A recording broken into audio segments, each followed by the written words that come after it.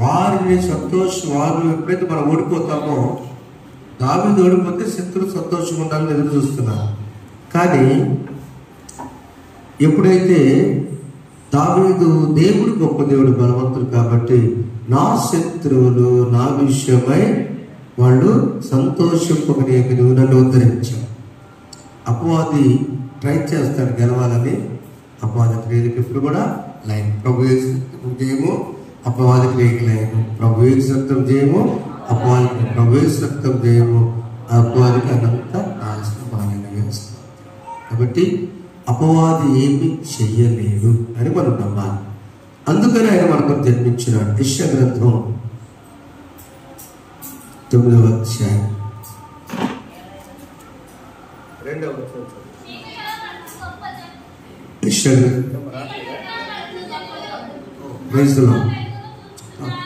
ప్రభు యేసుక్రీస్తు నామములో మీకు శుభములు వందనములు తెలియజేస్తున్నాను. ఈ దిన సందేశము దేవుడు అనుగ్రహించిన వరం, దైవ అనుగ్రహ వరం. The Lord is the gift from the Lord. Jesus is the gift from the Lord.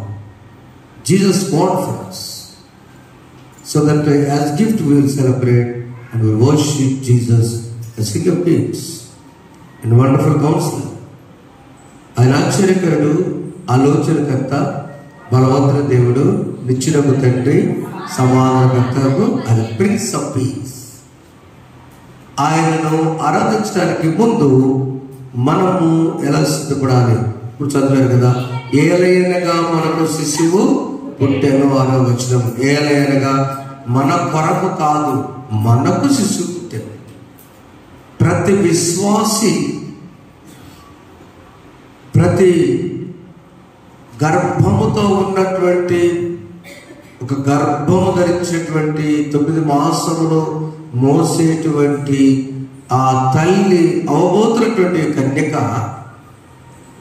ఆమె ఆ నిండు చులాలుగా ఉన్నప్పుడు, డెలివరీ అయిన తర్వాత, ప్రసవించిన తరువాత ఆమె చాలా హాయిగా సంతోషంగా ఆ శ్రమలన్నీ మర్చిపోతుంది.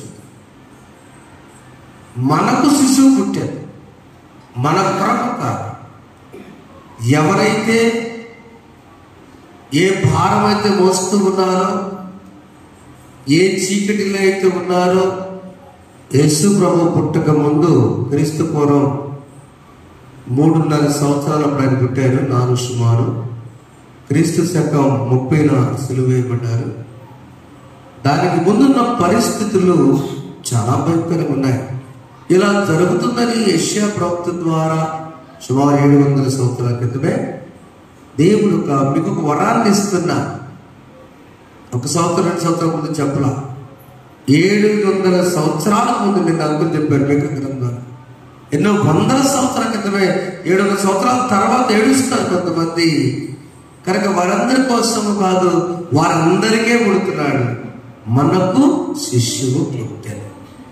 ఎవరు మనం అంటే 2వ వచనంలో మనము ఎలా చదవండి. చీకటిలో నడుచు జనులు గొప్ప వెలుగును చూస్తున్నారు. 2వ పార్టు, మరణ ఛాయల దేశ నివాసులు వెలుగు ప్రకాశించును.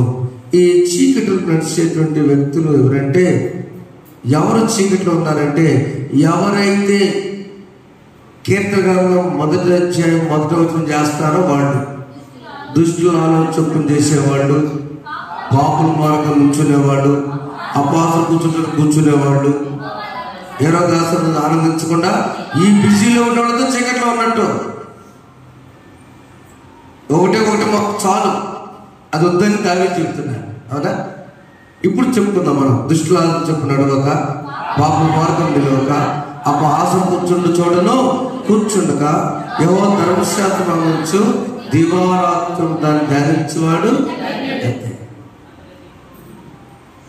ఆ చీకటి నుంచి వెలుగులోకి రావాలి. ఆ వెలుగులోకి రావడం అంటే ఏంటంటే, సముద్రం నా వైపు చూడండి ఒకసారి. సముద్రంలో నుంచి ఆ చీకటిలో రాత్రి తెల్లవారు ఎప్పుడు అవుతుందా అని, ఎప్పుడు ఒడ్డుకు చేరుతామని ఆ వేటకెళ్ళిన వాళ్ళు, లేకపోతే ఓడలో వచ్చేవాళ్ళు, ఎప్పుడు చేరతామా అని ఎదురు చూస్తుంటారు. నిన్న ఒక చరిత్ర చదువుతుంటే మచిలీపట్నంలో నోబుల్ కాలేజ్ ఎలా వచ్చిందని చదివితే, నోబుల్ అనే ఆయన 4 నెలల పాటు మార్చిలో బయలుదేరి 1841లో మొత్తానికి జూలై 10వ తారీఖు కల్లా ఆయన 4 నెలల మద్రాసు చేరాడు నోబుల్ గారు. గుంటూరులో కాలేజ్ కట్టుబడి గుంటూరులో పెట్టడం, వాడు నాకు ముందు కలెక్టర్ గారు రాశాడు విజయవాడని. ఆయన మచిలీపట్నం వెళ్ళి మచిలీపట్నంలో చేపలు పట్టే జాలకి చదువు చెప్పి అలా నోబుల్ కాలేజ్ మచిలీపట్నం చెప్పకూడదు ఒకసారి. అంటే ఆ వాడ ఎప్పుడు చేరుతుంది? 4 నెలలు నీళ్ల మీదే.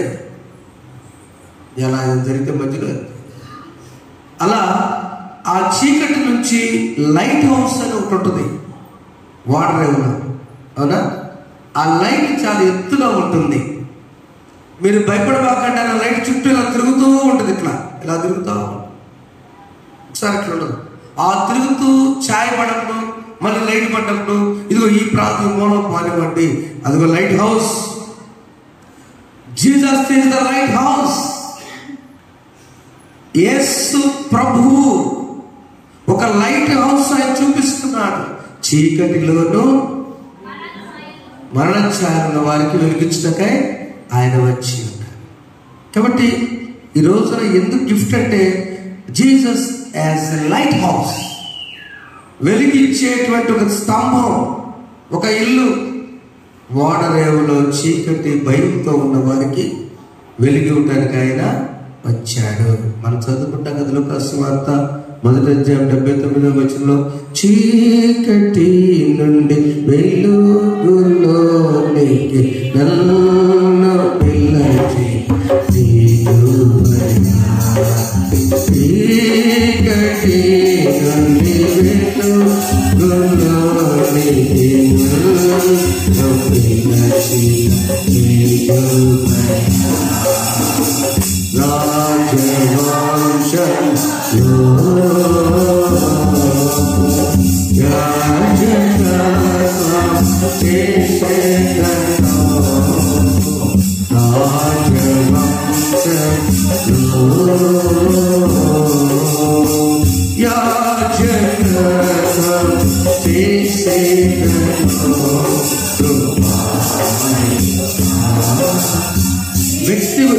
వ్యక్తి గురించి మాట్లాడుతుంటే, నువ్వు ఏ చీకట్లు ఉన్నావో ఆ చీకట్లను బయటపడాలంటే లైట్ హౌస్ చూడు.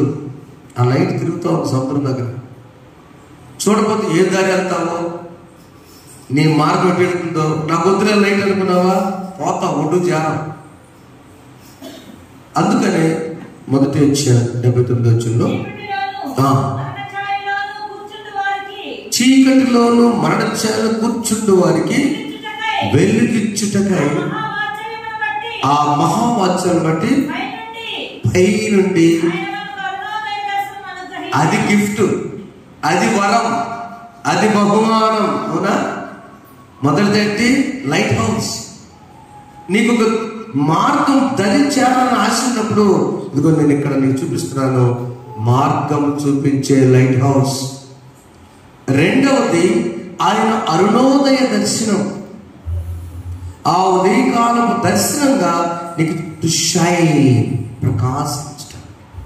అందుకని ఇందాక యెషయా గ్రంథం 2వ వచనం మనం చదువుకున్న 9వ అధ్యాయంలో, దేశం మీద అంటారు కదా, మరణఛాయలు దేశం. ఏ దేశం?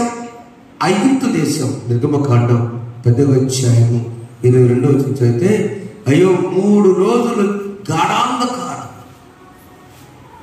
చేసి పడేసాడు అంతే దేవుడు. మోషే చదువున్నాను ఒకసారి. యెహోవా ఉన్నట్లు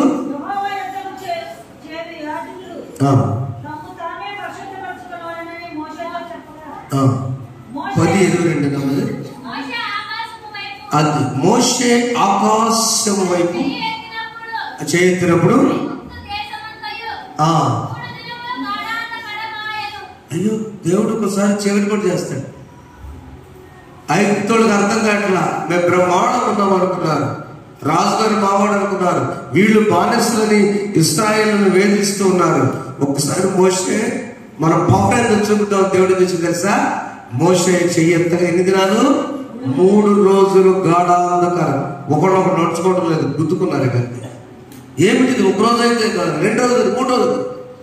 అలాంటి దేశమును, ఐగుప్తు దేశమును మరలా దేవుడు మరలా గాఢాంధకార పరిస్థితులు వెలిగి ఉండడానికే మన దేశం అలా ఉందొకప్పుడు. అన్యులకు సువార్త లేదు, చీకటిగా ఉన్నప్పుడు మిషనరీస్ లేవనెత్తి దేవుడు చేశాడంటే. అందుకని చూడండి, యెషయా 49వ అధ్యాయము 6వ వచనంలో, చీకటి గల దేశము, వాక్యము లేక, దేవుడంటే తెలియక, విద్య లేక, వైద్యము లేక ఉన్నప్పుడు భారతదేశానికి కాదు అన్ని దేశాలకి యేసు ప్రభు ఈ లోకానికి జన్మించిన సంగతి మిషనరీస్ ద్వారా పంపించారు.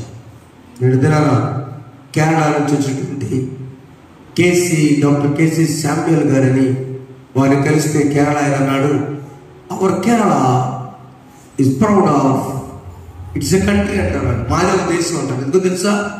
దైవజనుడి తోమ మొట్టమొదటి అడుగుపెట్టింది ఎక్కడ? కేరళ రాష్ట్రం. అందుకని కేరళ రాష్ట్రం అందరికి ఇంగ్లీష్ బాగొచ్చు. కేరళ వాళ్ళే ఏ హాస్పిటల్ చూసినా నర్సెస్.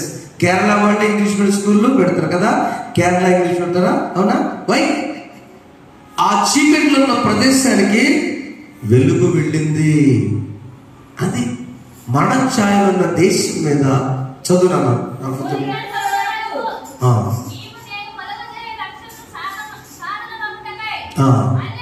అన్యజనులకు, అందరు చదవనమాట, అన్యజనులకు వెలుగున్నట్లు.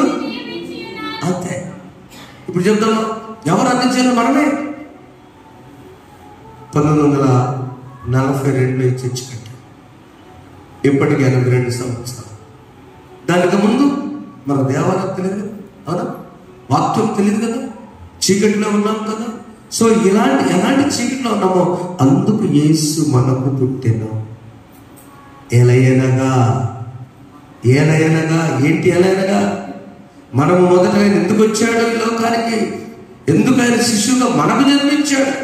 ఏ పాపముతో మనం నిండి గర్భం ధరిస్తే ఇక లేదు నీకని డెలివరీ, ప్రసవించాము, చీకటి నుంచి బయటపడ్డాం. చెప్పకూడదు ఒకసారి కూడా.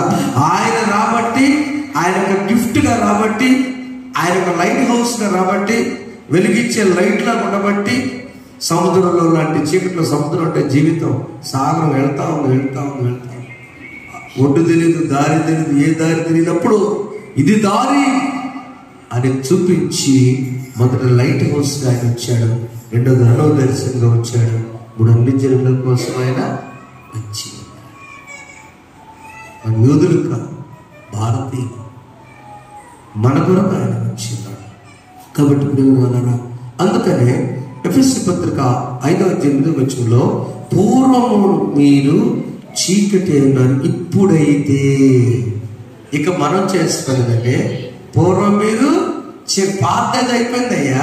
చదువురా, మీరు పూర్వముందు చీకటి ఉండి ఇప్పుడైతే ప్రభునందు. చెప్పండి అందరూ కూడా, ప్రభునందు వెలుగై. అందరూ చెప్తాం, ప్రభునందు వెలుగై ఉన్నాం. ఇక్కడ నుంచి ప్రైస్తున్నాడు. Hallelujah. Because he is the light. ఆ లైట్ దగ్గరకు వచ్చామో మన ముఖం మీద లైట్ పడింది.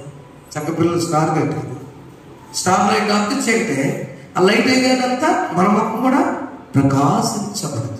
ఎందుకంటే మనం దగ్గరకు వచ్చాం, ఆ వెలుగు దగ్గరకు వచ్చాం. వెలుగు దగ్గరకు రావటం అనేది అది మన పని.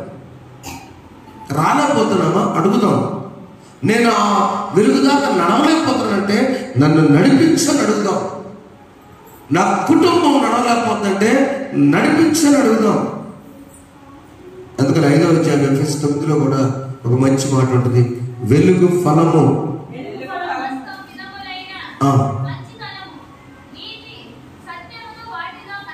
మీ అత్తగారు దొరుకుతున్నా చదువుని అమ్మా, చదువు. వెలుగు ఫలము సమస్త విధములైన మంచితనము, నీతి చాలు. అంతే. వెలుగు నువ్వు ఫలించాలి. క్రిస్మస్ లో ఈ సంవత్సరం నేను బాగుంటే ఏం కనపడాలమ్మా? 3 విషయాలు. వెలుగు ఫలంలో ఏం కనపడాలి? మంచితనము, నీతి, సత్యం. గారెలు వడ్డిస్తున్నారు ఇప్పుడు. మా అమ్మాయికి, మా అక్కాయికి, మామయ్యకి, బాబాయికి అనకుండా క్రమం వెళ్ళి మిగిలితే మంచితనం. జస్ట్ పెద్దోళ్ళు వస్తారు, నెట్టుకొని ముందు వస్తే పిల్లలు వేసుకున్నాం అనుకో, ఎలా బాబాయ్ వెళ్ళు. ఇదే క్రిస్మస్. ఏ వాక్యం మనం ఉన్నా కూడా ఆ వాక్యం ఎలా ఉండాలంటే ఒక మాట నేర్చుకున్నాను. నేను ఈ రోజు నుంచి నా లైట్ హౌస్ అని ఏసై నా కోసం ఆశ్చర్యపడు ఆలోచన 100 సార్లు చెప్తామని. That's I don't want. ఈరోజు అందుకని నేను తీసుకొని తిన్నాను. ఆయన పుట్టాడు, ఎలా మనకు శిశువు పుట్టాడు. ఆయన ఏంటో అందరూ తెలుసు. ఈజ్ ద వండర్ఫుల్ కౌన్సిలర్, ఆశ్చర్యకరుడు, ఆయన జన్మాశ్చర్యం, ఆశ్చర్యకర్త. మన ఆలోచన లేనప్పుడు నువ్వు ఎలా నడవాలో ఆలోచన చెప్తాడు. బలవంతుడైన దేవుడు. ఆయన నుంచి ఒక గాలిస్తేనే మనం తట్టుకోలేం కదా. ఇక ఆయన ఇచ్చిన బలం లేదు లోకంలో. నిత్యుడు ఒక తండ్రి, ఎప్పటికుండే ఆయన సమాధానకర్తకు, అది ప్రిన్స్ ఆఫ్ పీస్. శాంతిగా అంటే ఆయన దగ్గరే ఉన్నది. అందుకనే మనకు పాత వద్దు, పొత్తు అసలు అంతకన్నా వద్దు. ఈ భాగ్యము దేవుడు ఎవరికి ఇచ్చాడంటే దైవానుగ్రహ వరము. సృష్టిలో దైవ కుమారుడు దిగి వచ్చుటే గొప్ప వరం. చెప్పడం ఒకసారి దేవుడే ఎందుకమ్మా 7 మంది పుట్టారు? దేవుడే దిగి వచ్చుట, దేవుడే దిగి వచ్చుట, దేవుడి కుమారుడు ఈ లోకానికి వచ్చుట. అది మీకు అర్థం కాకపోవచ్చు. చెప్తా ఆయన ఎలా వరంగా వచ్చాడు తెలుసు మీకు. క్రొత్తవాడు వినండి. మా నాన్నగారు ఎప్పుడు చెప్తారు, రాజుగారు మారువేషంలో వేటాడుదామని వెళుతుంటే ఆయన అహింసావాది. చీమ కూడా, ఏరు కూడా, దోమ కూడా హాని చేయడు, చంపొద్దు అంటాడు ఎవరిని. కానీ వెళ్తుంటే ఆ ఏరు మీద కూర్చోడు. ఆయన చూస్తా ఉన్నాడు మారువేషం. ఆయన సరదాగా వెళదామని వెళ్తుంటే వెనక వస్తున్నారు. వెనక్కు నేరుగా వస్తుంది రాజుగారు కదా. వెళుతుంటే అడుగులో ఏం చేస్తుందని చూస్తుంటే ఇంతలో గడ్డు సీమలు బాగా లావు ఉంటాయి. అవి రోడ్డు కరెక్ట్గా వెళుతుంటే ఇక ముందు దూరంలో కనపడుతున్నప్పుడు ఆపు అంటే ఏనుగులు ఆగట్లా. అక్కడ పైన ఉన్నాడు. ఏనుగుకేం తెలుసు? ఆయనకు ఒక వరం ఉంది. ఏంటంటే ఆయన ఏ అవతారమైనా ఎత్తవచ్చు. నేను వెళ్ళి చీమ అవతారం ఎత్తి పోద్దని అనుకుని వెంటనే చీమ అయిపోయి ఏనుగు మీదకి బాగా కిందకు వచ్చి స్పీడ్కి వెళ్ళి ఆ సెంటర్లో చీమ చెప్పాడు, మీ ప్రమాదం రాబోతుంది, వెనక కొన్ని ఏనుగులు వస్తున్నాయి, కాలు వేస్తే మొత్తం చచ్చిపోతారని సెంటర్లో చీమ చెప్పగానే ఆ సెంటర్లో చీమలు ఎప్పుడు చూసారా? ఇటుకొని వెళ్తే అటుకొని వస్తాయి కదా. ఇటుకొని వెళ్తే అటుకొని వస్తే ముక్కుతో మాట్లాడుకుంటే వెళ్తాయి. ఏం మాట్లాడితే మనకు తెలియదు. బెల్లం ఉందనుకుంటే కావాల్సిన ఇంటి దగ్గర వెళ్తాయో మనకేం తెలియదు. మొత్తానికి ఆ వెళ్ళేటప్పుడు ఆ చీమ మాట్లాడగానే వెంటనే ఇటు చీమలకు వచ్చాయంట. ఇటు చీమలు వేరుపడేసరికి అప్పుడు ఆ ఏనుగంట వెళ్ళిపోయి పోతుంటే రాజు గారి మీద ఆ కాలు పడి చచ్చిపోయింది. అరే ఆ చీమలన్నీ మనం తప్పించి రాజు గారికి తెలియదుగా. ఆ కొత్త చీమ కూడా చీమ వచ్చి మరణించింది అనుకుంటే ఆ రాజుగారి కూడా చీమ మళ్ళా రాజుగారి అవతారం కూడా వచ్చింది. యేసు ప్రభు మనకు అర్థం కావటం కోసం బెత్లెహేమ్ అనే సెంటర్లో జన్మించి ఇటు ప్రక్కన అటు ప్రక్క వారికి స్వార్థను ప్రకటించడానికి ఆయన మనకు శిష్యువుగా చెప్పకూడదాం. ఒకసారి కళ్ళ వచ్చుదామా, ప్రార్థన చేసుకుందామా. ఆ నీ కొరకు నా కొరకు ఆయన పుట్టింది. సృష్టిలో దిగి వచ్చాడు, పోషించువాడు, రక్షించువాడు ఆయనే. నీవు నేనేం చేయాలంటే లైట్ హౌస్ దగ్గర రావాలి, వెలుగైన యేసు దగ్గర రావాలి. అలా ఆ చీమలు రక్షించబడ్డ మనం మన కుటుంబాలు కూడా రక్షించబడదాం. అలా నడిపించకు పరిశుద్ధాత్మ మన సాయం చేయగాక. మీరు మన కుటుంబాలు ఇదిగో చీకటిలో నుంచి వెలుగులోకి వస్తే come to the lighthouse. అరుణోదర్శనం ఆయనే, వెలుగు ఫలము ఆయనే. కాబట్టి ఎప్పుడైతే మన ప్రభు దగ్గరకు వస్తామో నీ వెలిగించబడతావు, నీవు ఒక ఫలముగా ఉంటావు. ఫలం అంటే ఏంటి? తినాలనిపిస్తుంది. ఏ పండుగ పెడితే ఆ పండుగ ఫలం అని పెట్టరు. దేనికి పెడతారు చెప్పండి? అరటి ఫలం అంటారా? అన్నారు సీత ఫలం. ఇంకే ఫలం ఉందండి? ఇంకెక్కడ లేవుగా? రామఫలం, సీతారామ ఒకటే, రామఫలం, సీతాఫలం, ఆత్మఫలం. పండు ఒకటే, భాగాలు 9. మంచితనమా, నీతి, జీవం, ఇవన్నీ కూడా ఆ ఫలం ఉంచుకున్నాం. మనం ఏం చేయాలి చెప్పినప్పుడు, నావా నువ్వు సముద్రంలో ఉంటే come to the light house. ఆయన నీకు మార్గం చూపిస్తాడు, దాన్ని చూసుకుంటూ రా. ఆ స్టార్ ఏదో సరదా స్టార్ కాదు, ఆ నక్షత్రం ఏదో సరదా నక్షత్రం కాదు, త్యాగపూరితమైన నక్షత్రము, ప్రాణం పెట్టినటువంటి త్యాగమూర్తి వచ్చినది నిన్ను స్వస్థపరుస్తుంది. పరిశుద్ధులని కొందరు నిన్న వాక్యాన్ని నీరు కట్టి ఫలించి మా కొరకు ఒక వరంగా నీ కుమారుని పంపించినందుకు నా తండ్రి, ఆ వరాన్ని స్వీకరించే వారిని చేయండి. యేసు నామములో కూర్చున్నాం తండ్రి, amen. God bless you all. మీ వీడియోలో ఉన్న వారికి వందనాలు తెలియజేస్తున్నాను. ప్రైజ్ అర్పణించుకుందాం. ఈ రోజున